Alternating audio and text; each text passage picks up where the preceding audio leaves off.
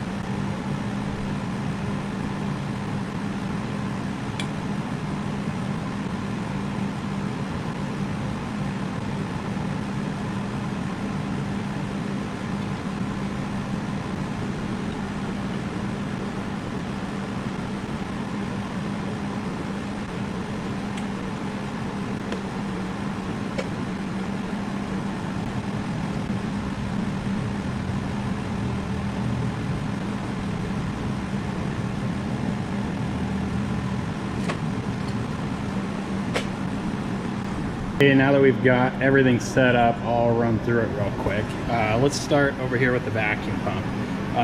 This is a bleeder valve. So we've got our vacuum pump valve, but we also have a bleeder valve. And this is important if you ever have issues with your oil rising up, foaming up into the distillation head. You can release some of the vacuum, bleed it off, and you can stop that. So it's really good to have one of these guys. From there, we've got our vacuum that runs up to our cold trap. Again, that's filled with isopropyl alcohol and dry ice, and we use isopropyl so that it doesn't freeze up. And then we've got our vacuum line that continues over to our short path distillation head. We've got our extension, and then we've got a cow adapter right here. On the cow adapter, we only need 2 flasks. We got the small one on, which will catch the terpenes first, and then we've got our larger one, which will catch the distillate, and then we're not going to use this third one, so we just put a cap on it. We've got our thermometer right here that is stuck into the thermo well, which dips into the oil. Last but not least, we've got our water pump, and we're just going to use a small aquarium pump, and that hooks up to the distillation head. And we've got our water coming in here, and it goes out right here. And so we're set up, ready to go. So we'll get it turned on and get moving. Okay, so we got the vacuum pump running. We got our heating mantle turned on. This is a stir bar. We got our stir bar turned about halfway up. I found that that agitates it a little bit better than full blast. Over here we have our heat. I've got a little black spot there that I've kind of figured out is my target temperature, but I want to increase the temperature incrementally. We don't want to overheat it, just blast that bottom with heat right away. I've got the insulation up here. I didn't talk about that before. The insulation retains the heat in the flask, and so that you don't need as much heat for your distillation. So they make heating pads that go over the top of the flask. I've had good success with the high temperature insulation, glass insulation here, so I wouldn't spend the money on one of those heated tops. Okay, so we're starting to get some action here, and it looks like we are at somewhere around 145, and you can see in the distillation head we've got some terpenes coming off, and you can see them dripping a little bit here, running down into our small flask. So what we're going to do now is hold on this temperature until this stops, which means that this fraction is finished, and then we increase the temperature a little bit and we pull off the next one. So it looks like we're on our second fraction. You can see there's more action here. We're starting to get a little bit thicker than the previous terpenes. We can see it dripping here. So once you do this a few times, you get a good feel for the difference between the THC fraction and the others. And so I know we're not there yet. Right now our temperature is almost 200. And so we want to allow a little bit of crossover just to get a clean break to our THC. So we'll actually allow a little bit of the THC fraction to come off before we rotate the flask. So you can see how thick the THC distillate is. And one of the issues that you have to be aware of is plugging up your condenser. And so I actually turn the water off in the condenser to allow that to warm up, and so it doesn't plug up. And you can see it's thinned it out quite a bit. And so we just got to keep a good eye on that. If it does plug up, you can use a heat gun on it.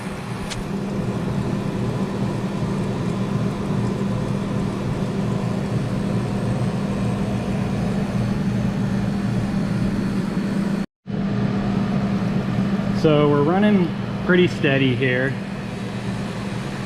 And there's a couple things that I want to go over for beginners or anybody that's having some issues. And I forgot earlier to talk about the temperature when the THC started coming off. So we're running right around 210 degrees, and that's Celsius.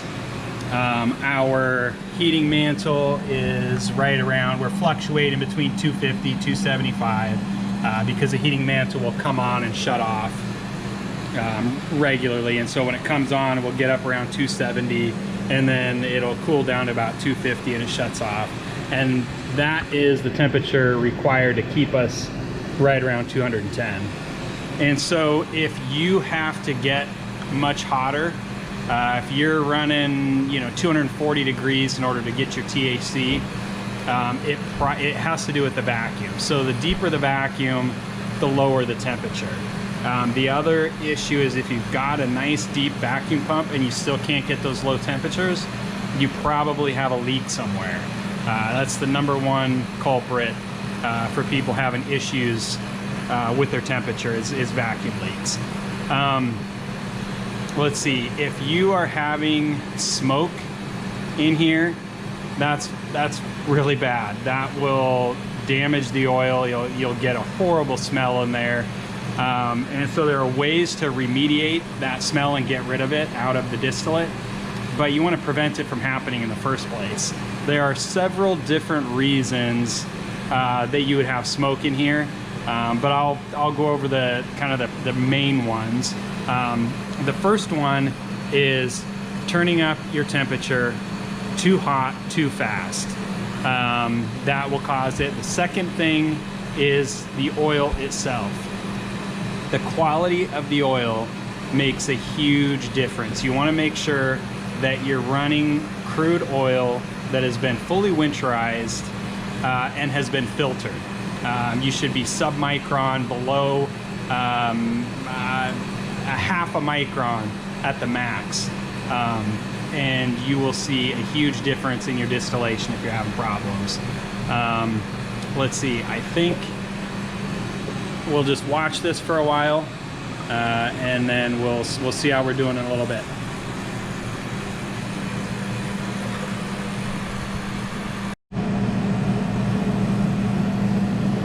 Okay, it looks like we are getting pretty close here. And if we look inside, you can see we're getting pretty low, as well as material in there is really dark. If you have maintained your temperature and been consistent with it, as soon as the THC is done coming off, this will stop. If you've cranked up your temperature too high, what'll happen as soon as the THC is done coming off is you'll start bringing the next fraction, which is the material that you don't want. So keep an eye on it until you get really good at it, and watch this. And if this starts getting dark, you want to shut it down. You can always rotate your flasks if you start to bring the dark stuff down.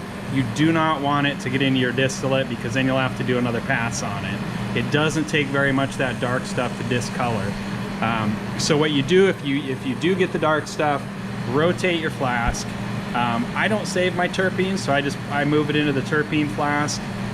If you want to save your terpenes, this is an instance where you'd use this third port here, third neck, to put another flask on it. The reason I don't save my terpenes is because they're highly sensitive to oxygen.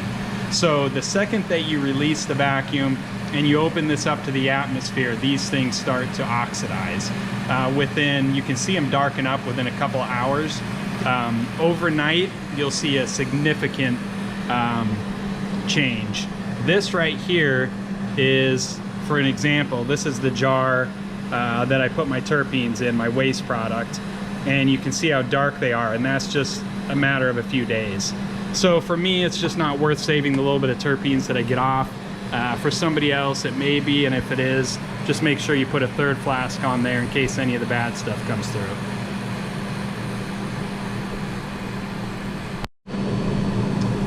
Okay, we've stopped running here, and so I'm going to shut it down.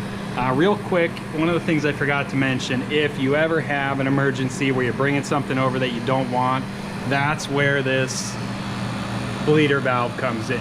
If you open this guy up, it releases the vacuum and it increases the boiling points, and everything will calm down really quick. So we're gonna shut this down and we'll get it cleaned up.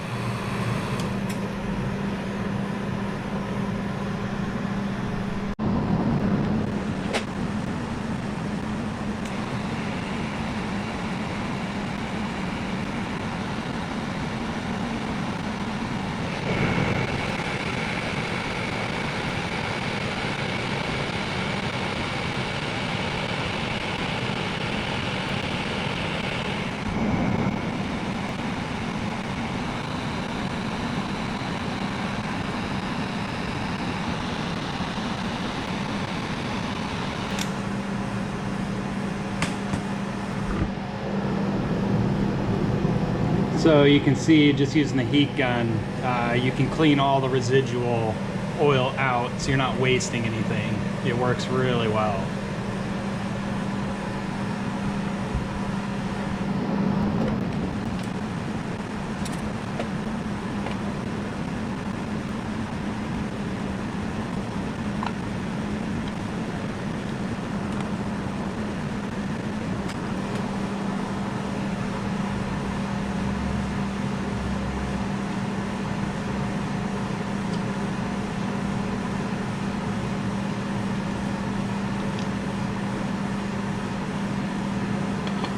So our setup is still really hot, but I wanted to take it apart. Normally I let it cool down a little bit, but I want to take it apart to show you something else.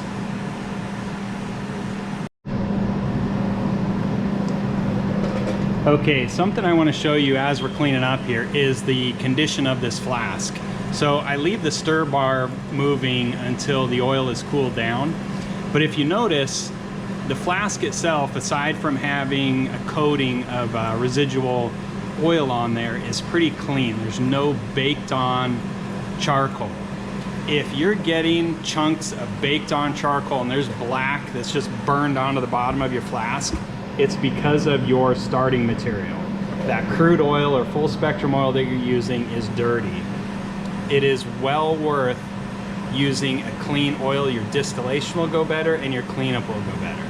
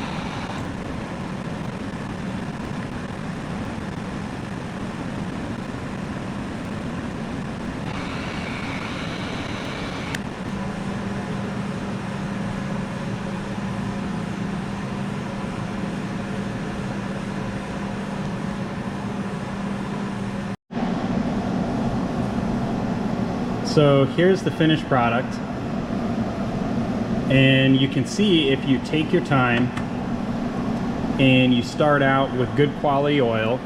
I use the CRC Filters EPO5 extraction purification system for my full spectrum crude oil, and that works really well.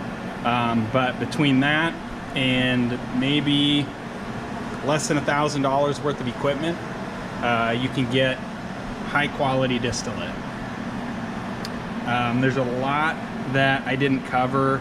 I could probably make a video 8 hours long about doing a distillation. So if there's any questions, you're having any problems, email me, arthurpaultips@gmail.com, and I will do my best to help you out.